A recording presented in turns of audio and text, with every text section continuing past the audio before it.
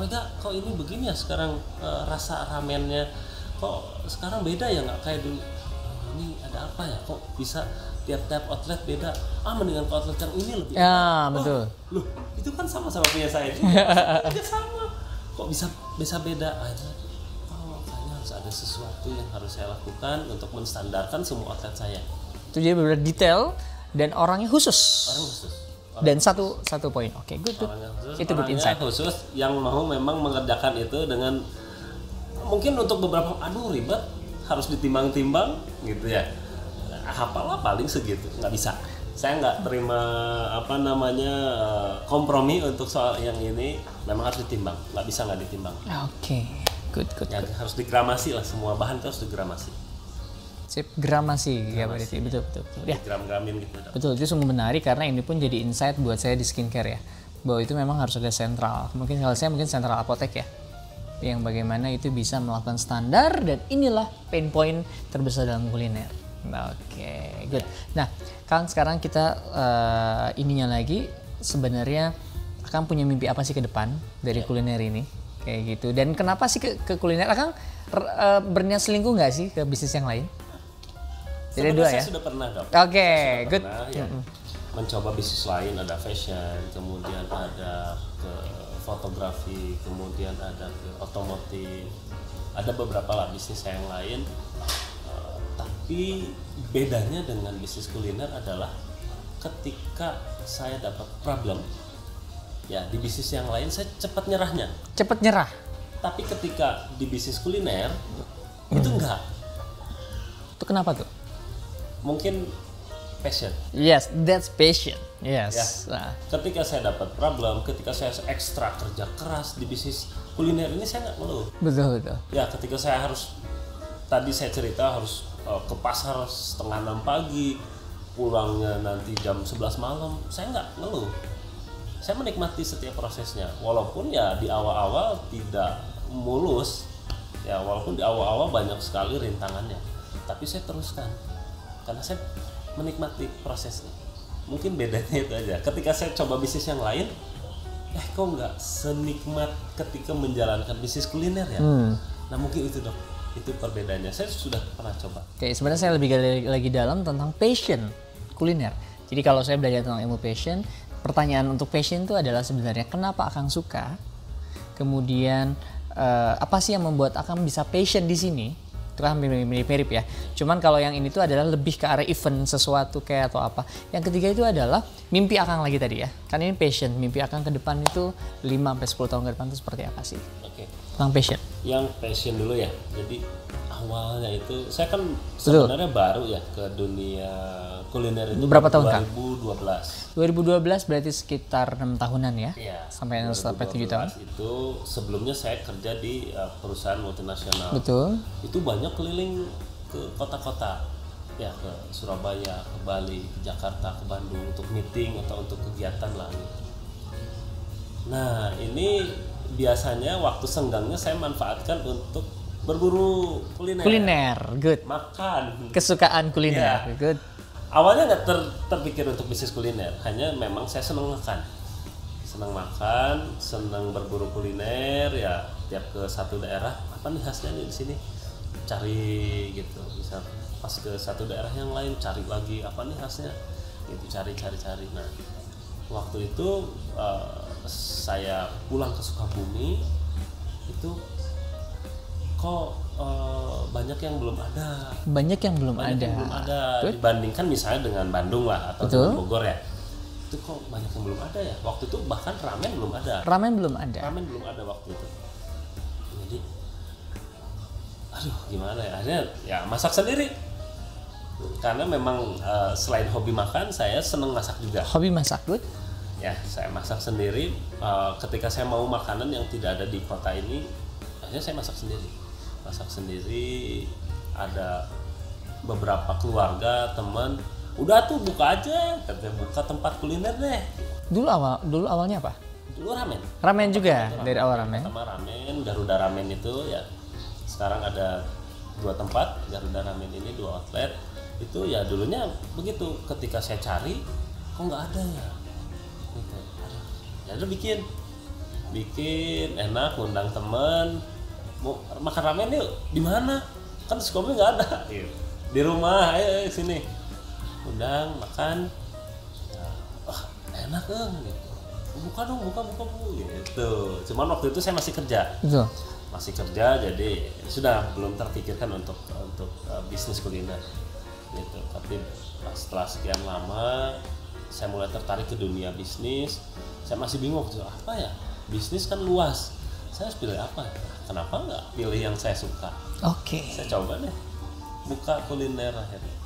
Jadi kalau saya runtut dari suka, Dari suka dulu. kemudian cinta, dan ada opportunity. Opportunity. Iya betul. Karena Tadi kata kuncinya adalah ada banyak yang nggak ada. Iya. Nah, jadi ketika Anda mulai bisnis apapun itu, kata kuncinya adalah di situ. Dari suka, kamu cinta ngerjain apapun itu, dan memang harus ada marketnya, gitu. opportunity-nya ada waktu itu. Ada marketnya. Good. It's very good insight. Oke, sip. Tadi apa pertanyaan kedua? Yang keduanya itu enggak, tadi udah lebih jelas tuh. Berarti kan memang kenapa cinta memang karena suka. Ya, Yang terakhir adalah ada nggak sih mimpi ke depan 5-10 tahun ke depan itu seperti apa sih? ya. Ada dong. Betul, apa tuh? Yang pertama ya khusus untuk di Kuliner. sini di kuliner, terutama di yang pertama sih di kota kita ya. Itu saya sudah planningkan untuk membuka lagi. Untuk tahun ini sudah ada satu lagi. Tahun ini sudah ada satu lagi. Tahun depan itu 3. Tahun depan 3, apa tuh? 3 dan semuanya berbeda brand. Wah, bisa deh nanti ngikut nih. Berbeda brand. Saya berpikirnya begini, untuk Sukabumi marketnya belum terlalu besar. Good, Jadi betul. kalau saya buka cabang agak percuma kayaknya. Betul. Nah, Dan untuk saya orang Sukabumi tukang selingkuh. Selingkuh brand. tidak ada yang Loyal. fanatik atau tidak ada yang loyal. Ya. Terus bagaimana dengan buka cabang? Saya ada juga planning buka cabang, tapi di luar kota. Good. Untuk next project kemungkinan Bandung. Bandung. Kenapa saya Pasti. pilih Bandung? Karena pertarungannya ini pasti sengit. Sengit. Betul. Pertarungannya pasti sengit. Dan jadi apapun itu. Ya. Battle di sana itu kemarin kan bahas battle Betul. ya. Battle di sana pasti sangat sengit sekali. Tapi ketika saya bisa Penetrasi. memenangkan, bisa bertahan di sana, bisa oke di sana, saya akan dengan sangat pede bisa buka di kota lain. Kota lain. Good. Ya, karena Bandung surganya kuliner. Surganya kuliner Bandung. Oke, good insight. Very good insight. Oke, sip. Nah, sekarang kita tutup dulu nih akhir sesi untuk yang kuliner ini. Nah, kita ada pertanyaan kejutan di akhir. Oh, pertanyaan kejutan. Yes, oke. Nah, sekarang kita ada, Apa ini? lebih zoom. Yes, this is the point of view card. Jadi ini adalah pertanyaan kejutan dan saya juga sering terkejut.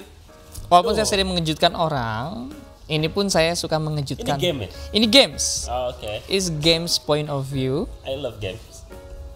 Good. Ya, jadi ini adalah games. Kita menghubungkan ketiga. Oke. Satu, kita memilih gambar dari sini. Kemudian kedua, kita memilih kata, menghubungkan kata. Yang ketiga adalah kita menghubungkan pertanyaan.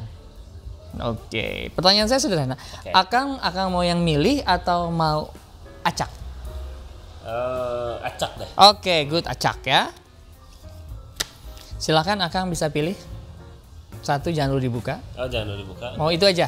Good. Oke, boleh dibuka sekarang. Apa itu gambarnya? Apa ini? Ini kayaknya adik kakak lagi main, lagi Oke. Oke, terus apa lagi ada di situ? Ini ada, ini mungkin Anak. saya nih. Good. Oke, Ya, sip. umurnya sama dengan anak pertama dan anak kedua saya kayaknya nih. Pas banget. Oke, yang kedua ini adalah kata kunci. Saya boleh pilih? Pilih, sok Nggak silakan. usah dari atas ya? Boleh, nggak usah dari atas. Dari mana aja? Coba kita pilih. Oke. Buka. Sip, buka sekarang. Apa kata kuncinya? Choice. Choice. Oke. Good. Saya termasuk orang yang agak sulit memilih. Yang terakhir adalah pertanyaan. Pertanyaan. Boleh pilih mana aja? Boleh. Good. That. What I lost along the way. What have I lost along the way? Oke, Akang tahu apa artinya pertanyaannya? Apa yang hilang ya? Apa yang hilang pada saat Terlewatkan. terlewatkan? Yang kedua, tentang pilihan. Oke. Ketiga adalah tentang anak. Oke, mungkin Alkam bisa menyimpulkan? Ya. Ada nggak sih? That's the event tentang tiga hal ini.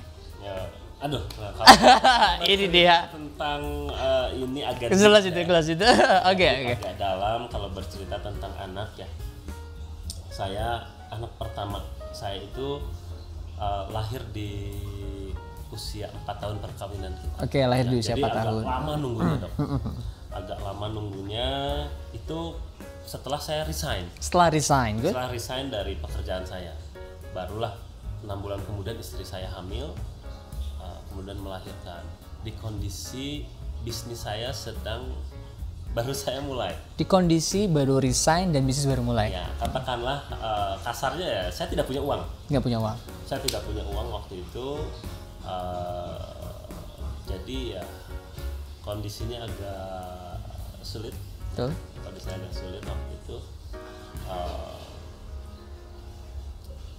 Support dari keluarga, support dari orang tua, support dari saudara kandung saya, saudara kandung istri ini menjadi hal yang sangat luar biasa. Begitu. Ya, kemudian ketika anak saya sudah mulai besar, ya umur 2 atau 3 tahun, ini yang tadi itu, yang proses jatuh kedua. Karena saya tergiur untuk mencoba bisnis lain, karena saya merasa saya udah bisa nih jalan bisnis kuliner. Melihat orang bisnis gitu doang saya bisa kayak ini ya, melihat bisnis ini kayaknya bisa, saya juga mulai ke bisnis yang lain, ternyata gagal yang kedua ini, balik lagi nggak punya uang lagi, bahkan jadi awalnya bagus, mulai selingkuh, gagal turun lagi. Kemudian ya, ini ada beberapa momen yang melibatkan anak saya yang sampai sekarang kalau saya cerita ini agak-agak berat gitu. Betul. Berat. Tapi ngepas ya. Ngepas sekali. Ini mungkin bukan kebetulan saya. Betul. Dulu itu sampai anak saya nggak boleh keluar sama istri saya. Gara-gara apa? Gara-gara kata istri saya kalau keluar takut minta jajan. Sampai sesulit itu waktu itu. Akhirnya dari situ saya mulai berpikir ini sudah di stop. Saya nggak boleh lagi menyusahkan orang-orang yang saya cintai. Saya harus melewati hal ini. Dari situ mulai ada perubahan, banyak hal berubah. Saya mulai fokus ya. Saya sudah tidak lagi mudah tergiur lagi dengan melihat kesuksesan bisnis orang lain ya. Karena saya mulai menyadari bahwa sukses orang lain bisa sukses melakukan bisnis tertentu, belum tentu saya bisa sukses. Betul, di bisnis belum yang tentu sama. orang sukses. Begitupun misalnya saya sukses di bisnis kuliner, belum tentu orang lain bisa melakukan hal yang sama. Gitu. Jadi ya mungkin cocok-cocokan ada juga di sana ya. Tadi mungkin fashion berperan besar di sana, tapi ya kembali lagi masalah tadi anak ini itu camukan besar buat saya. Betul. Ya, ini titik balik ya. Titik balik, saya nggak boleh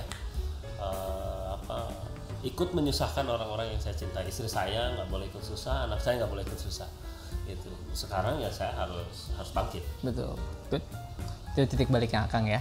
Titik balik. Terus tadi ada pertanyaan yang menarik adalah, ada nggak sih sesuatu yang hilang pada saat Akang membangun bisnis saat resign itu? Nah, dan Akang memilih apa sih di situ sehingga itu pilihan yang berat dulu yang membuat itu terus terang saya terjebak dalam slogan.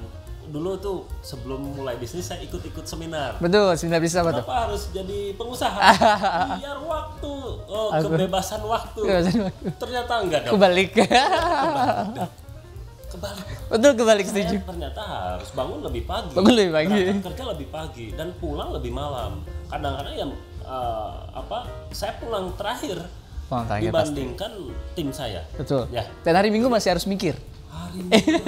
Kadang-kadang yang istri saya komplain, ketika sama keluarga pun saya masih ngurusin kerjaan. Betul. Nah ini waktu memang sangat tersita banyak. Saya banyak melewatkan hal-hal penting dalam hidup saya. Saya juga melewatkan beberapa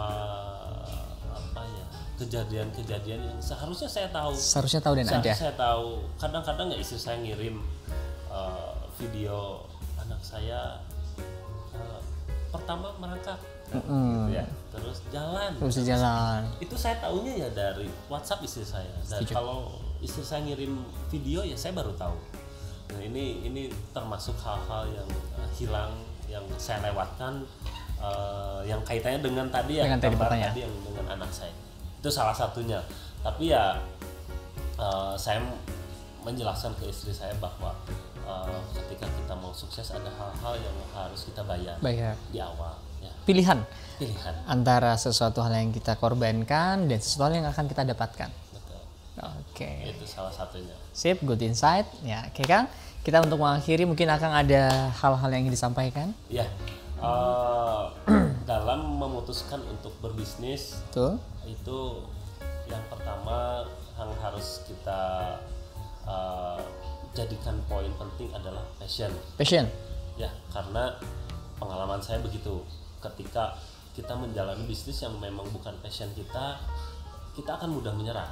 Berbeda dengan ketika saya menjalani bisnis kuliner yang menjadi passion saya, seberat apapun rintangannya, saya tetap semangat. Saya tidak mengeluh tentang waktu, saya tidak mengeluh tentang capek, saya tidak mengeluh tentang kesulitan-kesulitan yang saya alami di bisnis kuliner. Berbeda dengan bisnis yang lain, saya begitu mudah menyerah, mudah kehilangan gairah. Ini ternyata bisnisnya tidak menyenangkan. Ya, karena ya mungkin ya bukan passion saya di sana. Good. Gitu.